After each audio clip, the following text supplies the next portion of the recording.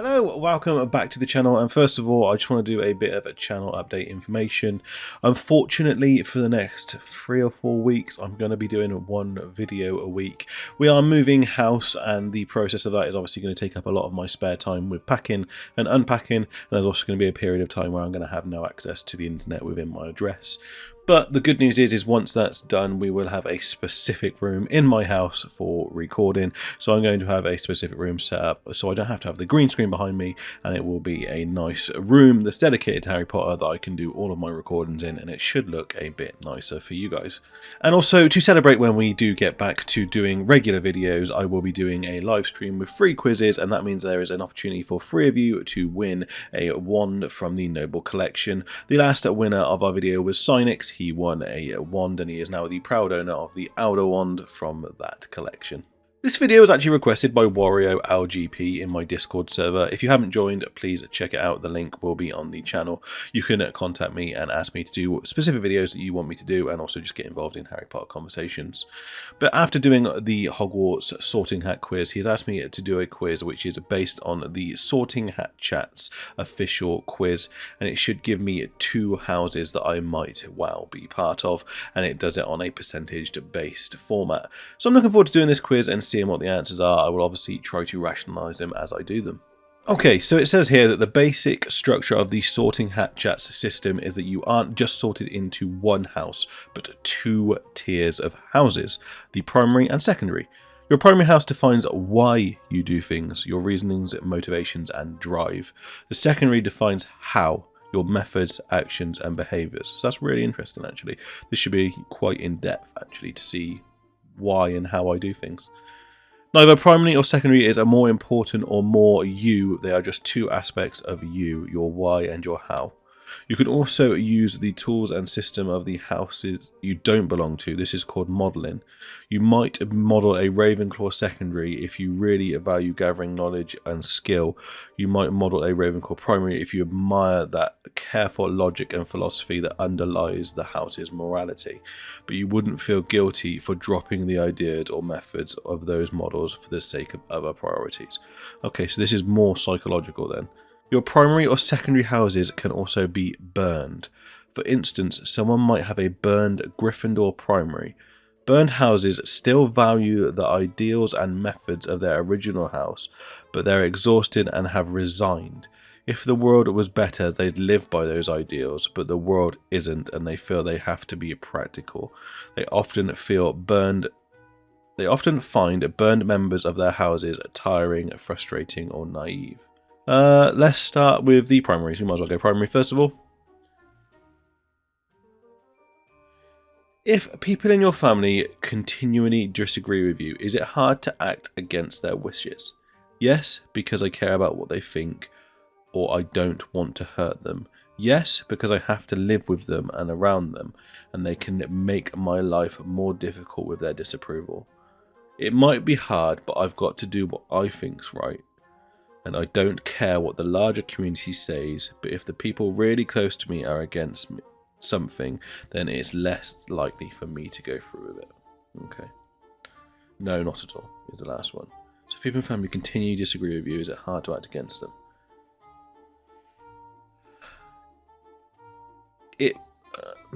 So for this one, I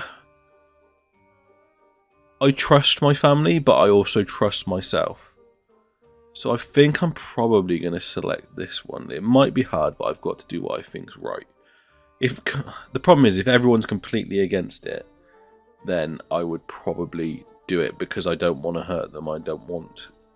But I mean, I do care what people think about me, but I'm going to go with this one. This one's the one that initially came out to me because I think I would do what I feel is right initially. I've got quite a good moral compass, so I think I would go with what I would feel right. What is your top priority? Myself and my family. My goals. Making the world a better place. So this is instantly myself and my family. I would do anything for my family, and I would sacrifice my goals and everything for my family. So yes, my family. Would you lie to an acquaintance to save their peace of mind? Would it make you feel grimy to do it? Yes, I would. The important thing is I don't hurt them. I might do, but it would bother me. I would if lying made my life easier and it wouldn't make me feel bad at all. I wouldn't lie. I'm probably going to go straight in the middle. I don't know. I like to be honest with people. Like, I'd rather be honest with people if I could. It depends what it is, to be honest. Like, I think I would go without. I'd try not to lie to people. I think if somebody asked me, does this look good? I'd rather try and go, no, you don't look great in that. Change or something like that. Because although it might hurt their feelings initially, if you let them continue down the route that's potentially got them looking stupid or whatever, then they're gonna be more self-conscious about it. So I think I would probably go the route of it. I wouldn't lie, but then if it's something, for instance, my personal opinion, this would be if I was feeling upset or if there was something wrong with me and somebody was asking me if I'm okay, and it would be to put their mind at rest, I'd be like, yeah, I'm fine. Then I would probably lie then. I'm not taking it in that sense. I'm going to take it in the sense of, would you, to save their peace of mind, I would say I wouldn't lie. I would probably tell them the truth. When you're making a decision and you're stuck, what should you do? I need to take a breath, either by myself or with trusted friends, to check in with myself and figure out the path I would take. I try to quiet all of my feelings and fears and get down to the real question. It's not about how I feel about the choice, it's about the details of the situation. I don't make decisions, I freewheel through life on a bicycle with no brakes. Help. I just freeze up. Let my feelings and fears get down to the real question. I would go with trusted friends and check in myself and figure out, I'd rather sit down, figure out the pros and cons of everything with trusted people and then decide which path I would take then. Do you listen to your intuitions? It's important to get your information from multiple sources, but yes, I think it's important to pay attention to yourself. Yeah, in the same way I would listen to a toddler. So yeah, top one. Get as much information as you can, but I tend to, like I said, I've got quite a good moral compass. I've got quite a good intuitions. I've got good sense of what I think's right and what I think I should do. So I do listen to my intuition. Someone points out a flaw in your logic. The argument makes sense, but there's something about it that just bothers you. Do you change your ways because of what they said? Something feels wrong about this. I've got to trust myself within reason. I'll think about it, but you can convince anyone or anything that if you talk pretty enough. It doesn't matter how I feel about this, it matters what is the right thing to do. If I follow their logic and agree with it and I don't change, then I'm either a hypocrite, a coward, or lazy. I don't want to be. There's something I don't fully understand about this situation yet. I need to think about what they said, what I agreed with, and what felt wrong. Once I understand what's going on, I should be able to make a decision I'm happy with. I like that answer. Worrying about something like this seems exhausting. I'll do my best to not be a sucky person, but why are they talking to me about this? I'm going to go for the third one. Gain more knowledge, understand, and then you can make an informed decision, because what felt wrong might not be wrong, it just might be your understanding of it. Does disagreeing with your closest friends about something important to you make you love them less? I respect them less maybe, but love doesn't go away. Yes, it would. No, but it might end our friendship. It matters what they do, not what they think. No, not in the slightest. I mean, this is quite political at the moment. Like, everyone's got their own opinion on everything. And in my opinion, as long as your actions don't make other people feel bad, you're entitled to your opinion on everything. It matters what they do, not what they think, is what I'm going to go for this. Because, like I said, as long as you're not going to have your way to upset people or offend people, then you can have your own opinions on whatever you want. I don't expect all of my friends to agree with everything I say, because everything I say is not going to be right. So yeah, it matters what they do, not what they think. What if everyone you loved left you? They betrayed you, abandoned you, or died. You're hurting. What keeps you moving forward? The hope that I'll be able to trust someone again. There's still so much to see and do. There's still work to be done. The hope that I'd find and make a new home. What a horrible question. What if everyone you... I mean, I'd hope that I'd find more people that I could trust and that I would love. This is a really difficult question because I cannot foresee this happening, if that makes sense. Like, I don't think anyone would abandon me or betray me. I mean, people die, but I don't see that happening for a long time. But I'd hope that I'd find happiness again, and that's what I take that bottom line to be. I hope that I'd find or make a new home. What if you realised that absolutely everything you thought was true was wrong? The authorities you trusted, the beliefs you held, the wrongs you fought against. I'd have to go and sit by myself in a corner for a little bit before I could figure out how to move forward. That would be awful. I found out I'm wrong about stuff all the time. You learn new things and move on and do better. That's a great answer. That's the perfect answer. You can't help everyone in the world who needs it, but you wish you could. Yes, 100% me. Yes, and it sucks. I'm trying to be practical, but it just makes me feel like a bad person sometimes. I'm helping everyone I can, and I can live with that. It's not my job to help everyone in the world. So I've had therapy recently that touches on this. And I always want to try to help people or try to appease people or try to make people feel good.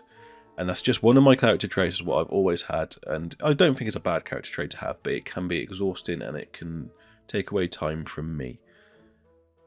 And I think if I did this a few months back before this therapy, I would have said this first one.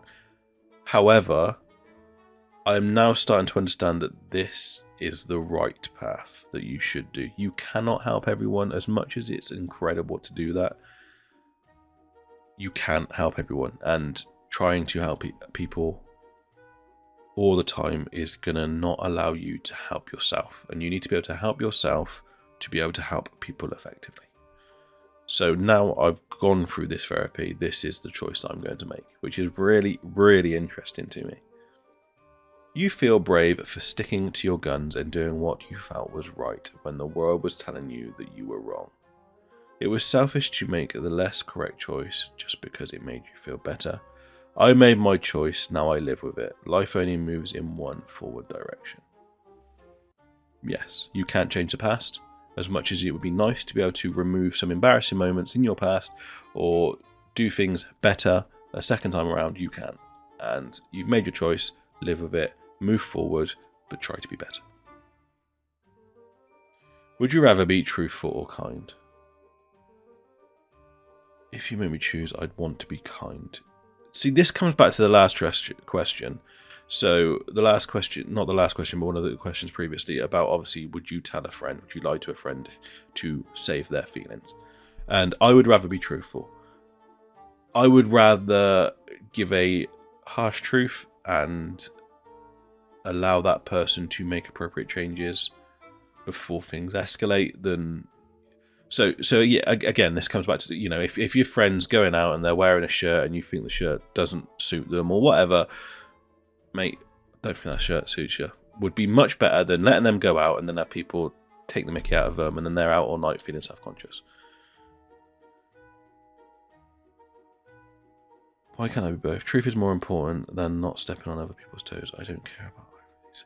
But the thing is none of those answers say I'd rather be truthful. Why can't I be both? If you make me choose, I'd rather be kind. Truth is more important. So this is truth again. Truth. Oh no, sorry. Truth is more important than stepping on people's toes. Right, there you go. Yeah. Truth. Sorry, that was me completely misreading it. What is the most important thing in the most important things in my world and my life are the people I love? Yes. Do you think you're a good person? I try.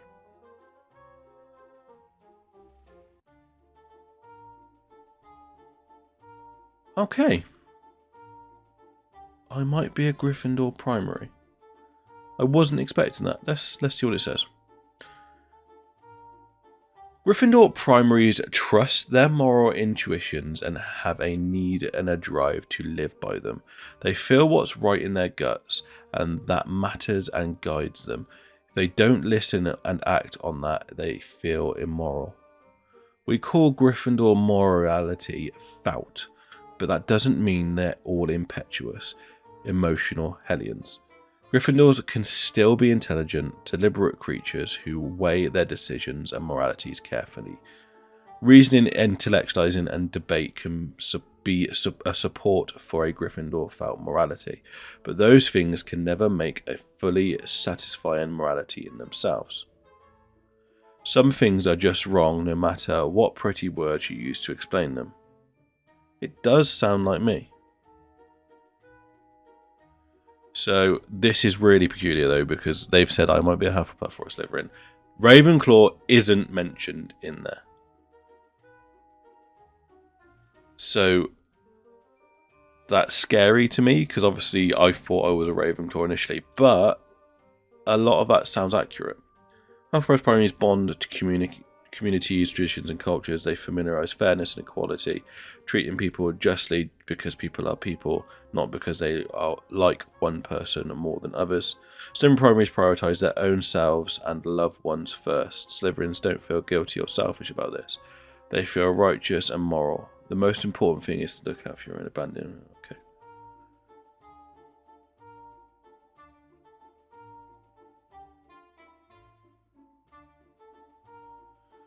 I might be a Gryffindor primary. Like I said, the things that it said there. Let's tell me more. Maybe tell me more. Gryffindors don't have to be loud. They can be quiet. They don't have to be brave. They just have to. They just want to be brave. Gryffindors have a reputation of validity, much like Slytherin reputation for ambition. All houses believing things strongly, just like all houses have their ambitions. But it's broad, internal morality. Gryffindor is the most likely to have things that are passionate about thrown in their faces. Okay. Ravenclaw primaries are just more likely to chew over things first and take an outside input into their system. Okay, so that's where I'm not Ravenclaw, because I do kind of trust myself. I'm going to say it might be me. I'm going to stick with it.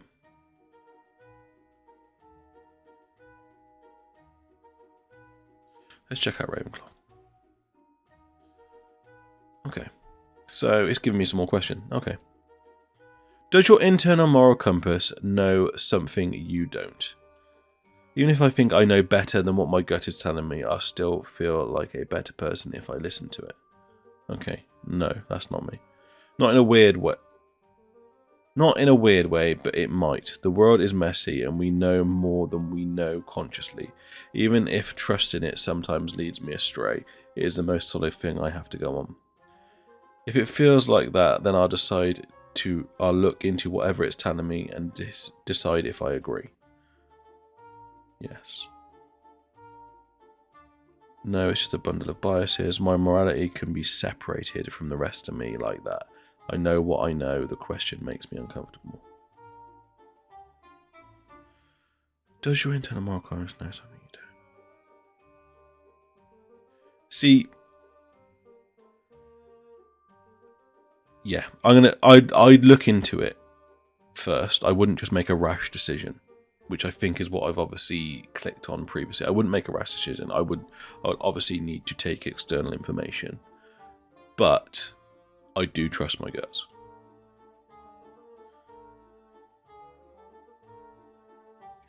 You've changed your mind about an old belief or a moral structure that you used to value. You got new information and you try to update your way of thinking. And you think, / hope, you're a better person for it. Do you feel guilty about the old belief you abandoned? Sometimes yes. My conscience isn't made up of things I believe. My conscience is defined by how I think and how I change my mind. Nothing's really changed. Certainly nothing's been abandoned. I'd feel guilty no matter what path I choose. My conscience is made up of things I believe. It's not. It's, I cannot feel guilty for how I feel. I feel guilty for my actions. So that's the answer I'm going to go for. Which of these statements is more true for you? I've decided to stand by the people I love. It's a choice I could make in a different situation. At the end of the day, some things are right and some things are wrong. You don't turn your back on people you love.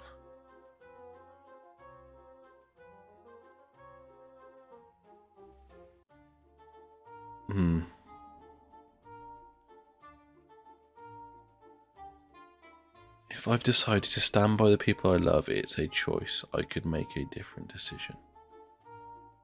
At the end of the day, some things are right and some things are wrong. You don't turn your back on the people you love.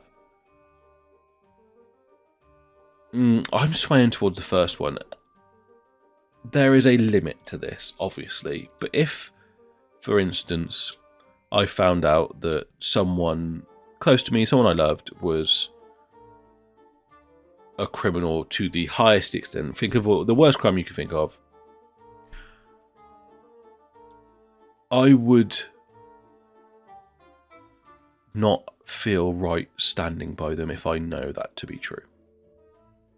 However, if it's a misjudgment of character or a mistake that they've made, then I would stick by them.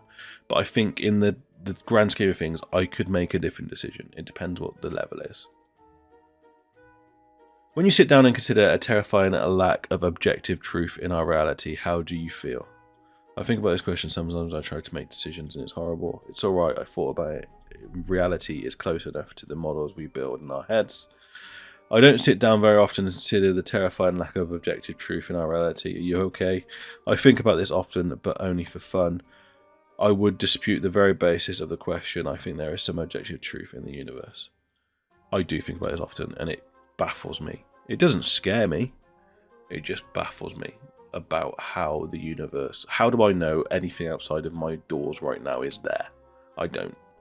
Everything I can see, I know is there, but everything else I don't, and it baffles me, and that's the way I'm taking this question. So I think about this often, but for fun. You might be a Ravenclaw primary now. Okay, brilliant. Ravenclaw primaries have constructed systems that they test their decisions against before they feel comfortable calling something right. This system might be constructed by them, or it might have been taught to them as children, or it might have been discovered by them at some point later in life. A philosophy, a culture, a legal system, a religion, a story. But it gives them the way to frame the world and the confidence in their ability to interact with morality. Ravenclaws do not lack an intuitive sense of morality or a gut feeling about things, but they distrust those instincts and have a need to ignore or dig down deep and dissect those internal moral impulses, living within their built moral system. It is important to a Ravenclaw, as to a Gryffindor. It's the source of the morality, the difference between them, what they trust. See, I think I sound more like a Gryffindor. From this quiz, I'm going to say I'm a Gryffindor. Okay, I'm going to go through these last Gryffindor questions again. I think this is the one that, reading these outcomes, I think this is the one that's more like me. So I'm just going to go through these last ones again, and then we'll see what the secondary is. Is it important to do the right thing even though it feels wrong? Yes. When you forgive somebody who has wronged you or others, do you do it because you believe they have changed? Forgiveness is about me, not about them. I'd forgive them maybe, but I wouldn't forget. If I forgive them, they'd have to first convince me they had changed and understood what they did wrong. Why would I ever forgive someone who hurt me? I'm going to go for the second one. I'd like to believe they've changed, but I'd like to see some evidence of that. If you get the chance to make the world a better place, you have to pursue it, even if at the expense of your happiness and your personal relationships. Do you think this is a true statement? No, this smacks of self-importance. It's just you wanting to be important or heroic. Don't neglect yourself or the people who you rely on you because you want to be a protagonist in a bigger story. Yes, I love my family and friends, but the world is bigger than them. Sticking by them at the expense of the larger world is selfish. So I would have chose this a few months ago, but now I understand the importance of looking after myself and the ones closest. So I'm going to go for that one. You might be a Gryffindor primary. Okay, so we've read all this before. I might be Gryffindor. I'm torn between two houses. Let's check Hufflepuff again. No, I really think I'm a Gryffindor primary. Let's look at the secondaries. I think I'm a Gryffindor primary. This has shocked me, to be honest, but I think I'm a Gryffindor primary. So we're going to go to the secondaries now, okay. So, these secondary questions. When you succeed, how influential in that success were the people around you? The people who I know, trust, encourage, or rely on are the big parts of my success. I have people in my life who matter to me, but they aren't part of my victories. Exactly, not at all. I like to think that I can do the things on my own and have victories in things on my own, but I also get support. So I'm going to go for this middle one, smack bang in the middle. They matter to me, but they aren't always part of my victories. Do you consider yourself charismatic? Yes. I think I'm charismatic. I think I'm more charismatic after a beer or two, but I think I'm charismatic. Do you consider yourself trustworthy? Yes. I think I'm a trustworthy person. Do you consider yourself flexible? If you're talking about the physical sense, then no. If you're talking about the ability to adapt, then yes, I think I'm flexible. I'm happy to go with the flow if I need to, but I'm also happy to take charge if it requires. Do you like going into situations with a plan? Sometimes it just trips me up trying to stick to a plan. Being prepared makes things go better for me. I'd like to plan, but I often don't manage to. I like having a plan, but also like throwing the plan away. So I do like to plan situations because it makes things smoother. But at the same time, I don't plan for all situations. I do a plan, but also it makes things go better. That's the most true statement. Being prepared makes things go better for me because it does. But I don't always plan. When you spot a metaphorical obstacle in your path, what do you do? You've got to face problems, you can't ignore them. You have to understand your problems if you ever want to solve them. You have to protect yourself and find a way around. So you have to understand your problems if you want to solve them. I'm probably going to suggest that one. Because if you don't understand your problem, how are you going to solve it? It's quite a simple fact. How do you feel about shortcuts? I mean, again, it depends on the situation. If you've got a job to do and there is a shortcut that will allow you to achieve that job to the required standard, take the shortcut.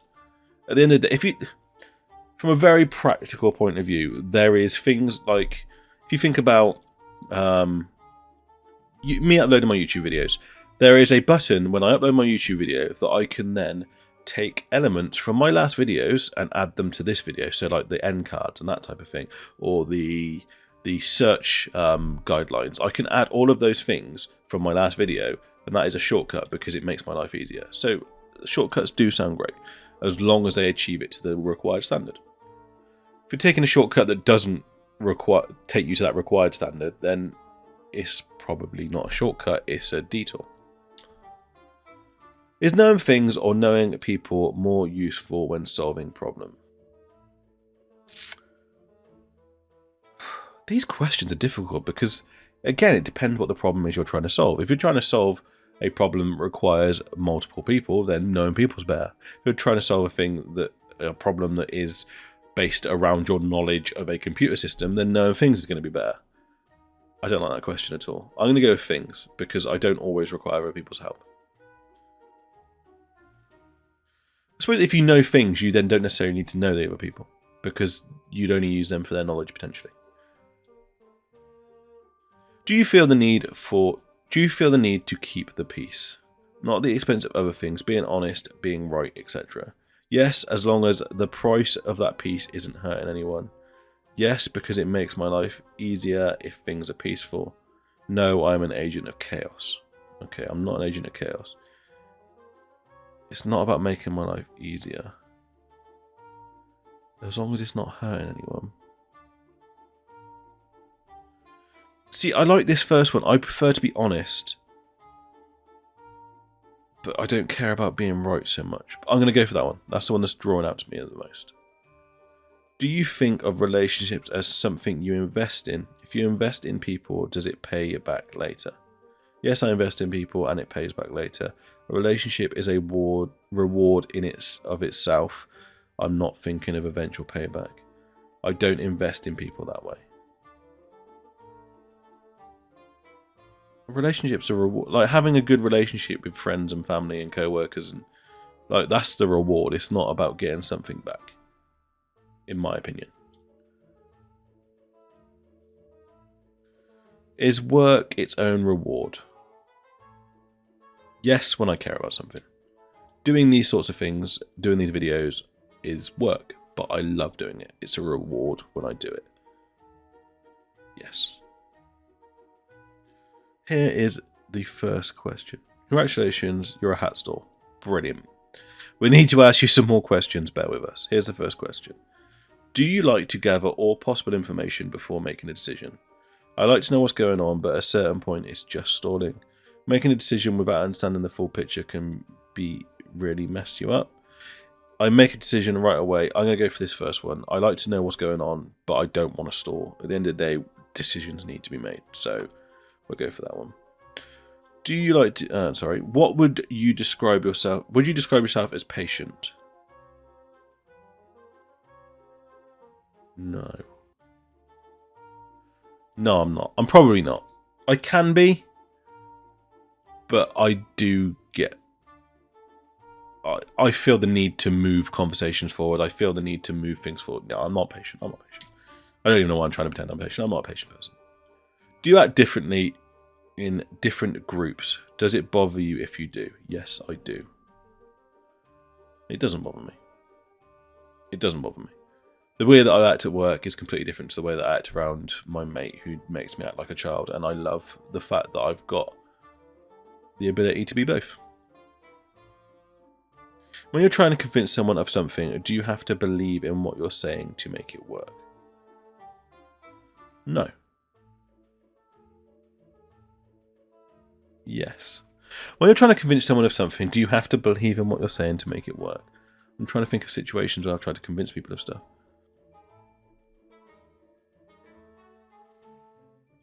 I don't think so. I don't think so.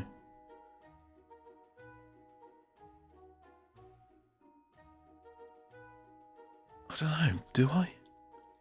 This is a really weird question that I've never really thought. I could convince people to try to join my YouTube channel because it's the best Harry Potter channel out there. I know that's not fact, but I could still convince people to do it, which is why I'm saying no. I'm going to say no. Oh, sorry. Bang the mic. But I'm going to say no. I don't think I need to. When your plan fails, do you panic, have another plan, or don't plan, improvise? Probably improvise. I'm conditioned pretty well to not panic, so I probably improvise. Is it hard for you to work at things you're not interested in? Yes. Yes, it is. If I find something boring, I really struggle to concentrate and those types of things, so yeah, it's difficult. Would you consider rule breaking to be a tool of yours or a personality trait? As part of who I am, I do not follow someone else's rules unless it makes sense. Rule breaking can be a tool, but I wouldn't consider it a calling. I don't break rules. Rule breaking can be a tool, but I wouldn't consider it a calling. I try not to break rules. I'm trying to think of a situation this could refer to. Rule breaking could be a tool. Rule bending could be a tool. I think I don't break rules. I'm sure I do, but I try not to. So that's my brain is going towards that. Do you collect things, facts, objects, hobbies? Passionately, not to an abnormal degree or anything. I'm a minimalist. I do collect things. I've got Harry Potter stuff. We've got lots of Disney stuff. We've got a whole cupboard full of Tsum Tsums. So I think I do collect stuff, but I wouldn't say it's like a passion of mine. Like, I haven't bought a new Harry Potter thing for a long time. I haven't bought a new Tsum Tsum for a long time because other things are more important. So I'm going to go not to a normal. Are you the person who always shows up? I would try, but I wouldn't say I'm known for it. If I'm not well, or I don't want to go, I won't go. But if there's no real good reason why I can't turn up, then I'll be there. So long as you know who you are, do you care about what other people think? Yes, I don't like to misrepresent myself. No. Yes, because what people think of you affects your power and resources. I don't really care what people think of me. I've started a Harry Potter YouTube channel. A lot of my friends are not massively into Harry Potter. I like lots of things that are considered nerdy or geeky. I occasionally wear makeup on nights out. I don't really care what people think about me.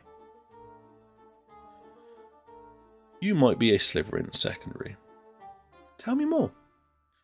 Okay, so a Slytherin secondary's defining constant is to change.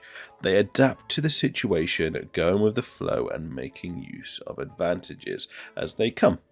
They are good at spotting unexpected opportunities and rapidly shifting their aim and approach in order to snatch up the possibilities in front of them. Sometimes this leads them to appear lucky, where they're actually better described as opportunistic. This maneuverability adds to the Slytherin's reputation for manipulation, cunning, and deceit. But from the Slytherin's perspective, those opportunities were there for other people to see too, and taking advantage of them is neither dishonest nor tricky, but resourceful. It doesn't feel deceitful to a Slytherin to change to fit their needs of their environment. To be kind with this person, forceful with this one. Okay, so that does sound like me.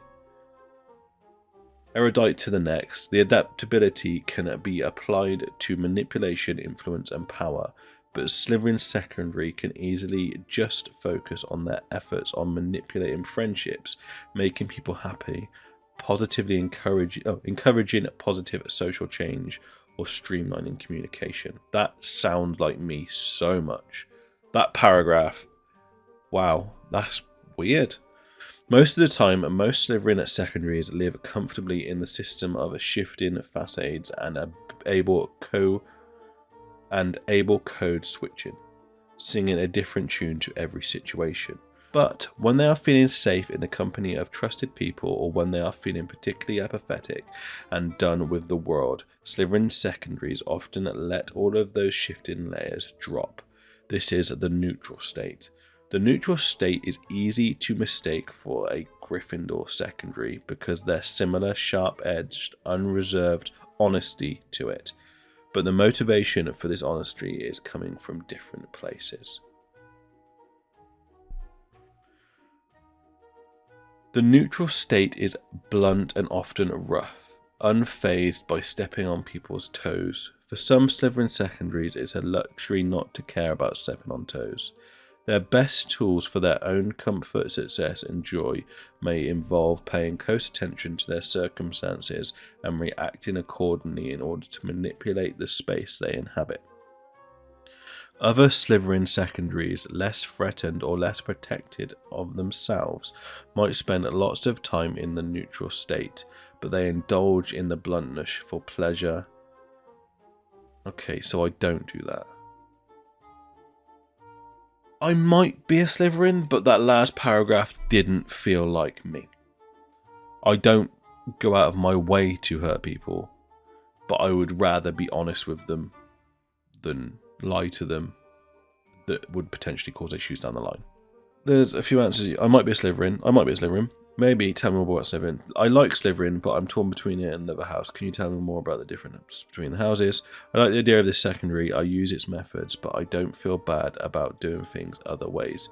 Maybe I model Slytherin. Can you tell me more about models?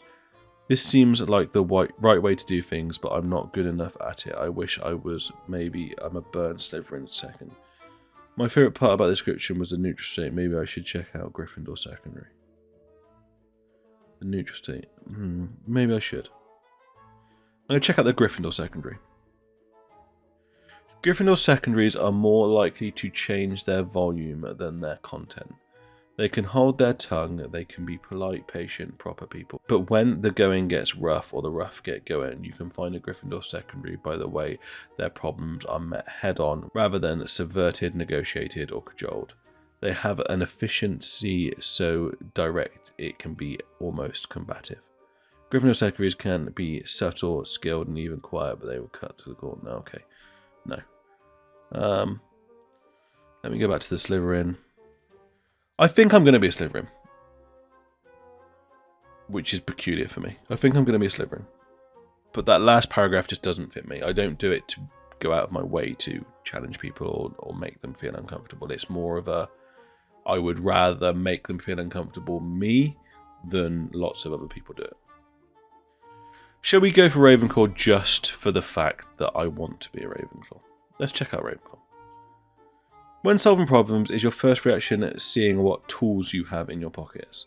I assess the situation first, take an inventory of what skills, tools and resources I have leads me to the best solutions. I react to situations, I trust my instincts, and I'm good at rolling with the punches. I assess the situation first. Those two sort of seem to be the same question. If I assess the situation first, then I'm going to be taking inventory of what skills, tools, and resources I have. I assess the situation first. I might not need tools. I like to go with flow. If I've got some contingency plans to catch me if I fall, then yes, I can be spontaneous as heck. I love lists and spreadsheets, but they've got to have a purpose. Yes, it's nice to keep my options open. I'd rather know what I'm getting myself into first. I'd probably rather know what I'm getting myself into first. But then saying that, I've done nights out where they're pretty spontaneous, and I would rather know what I'm doing. You might be a Ravenclaw. Okay, let's read the Ravenclaw secondary before we go into the Slytherin one. Ravenclaws are collectors dedicated to knowledge, to facts, systems, tools, or skills. The things they have already learned are what they call on when things get tough. They can collect useful skills, build complex, clever systems, invent vitally useful things, or just learn everything that there is to know about the birds of South America. Ravenclaw's efficiency often relies on what situation they are in, what the problem is that they have to solve, and whether or not they are prepared the proper tools for the problem.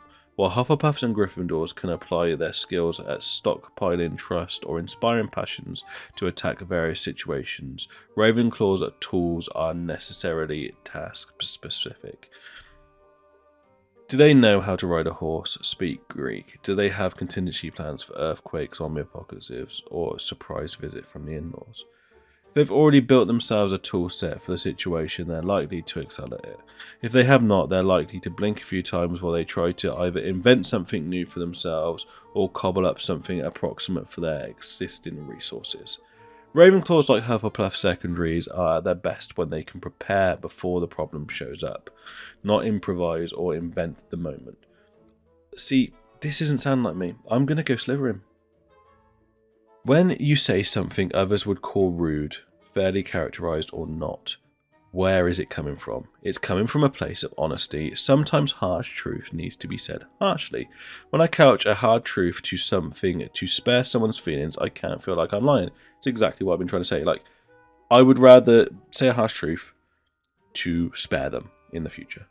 It's not actually me to. I turn it like here. Sometimes I get tired of it. No. Yeah, it's a top one. Right. I am a Slytherin secondary. This is peculiar that I've not come up in Ravenclaw at all on this quiz. So, we think you're a Gryffindor primary and a Slytherin secondary. Gryffindor primaries care about their gut morality, they want to do what is right thing, and they appear... So, there we go. We think you are a Gryffindor primary and a Slytherin secondary. Gryffindor primaries care about their gut morality, they want to do the right thing, and they think part of the answer comes from trusting yourself. They can still be thoughtful, caring, and rational, but they have a strong belief in the value of moral compasses.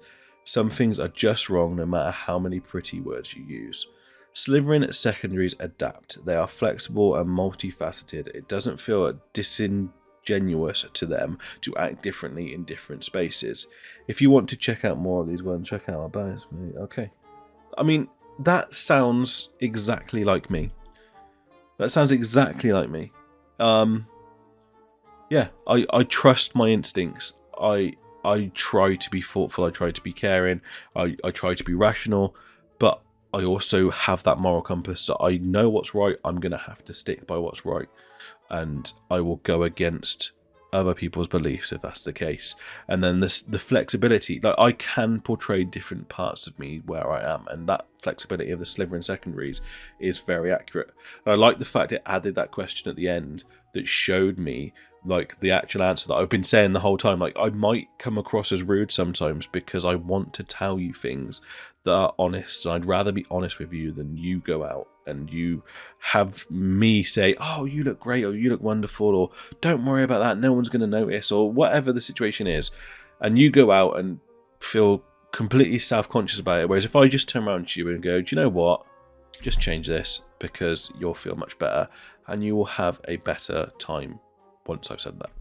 That's the question at the end that sort of proved that I was a Slytherin. Not a Ravenclaw. Baffles me.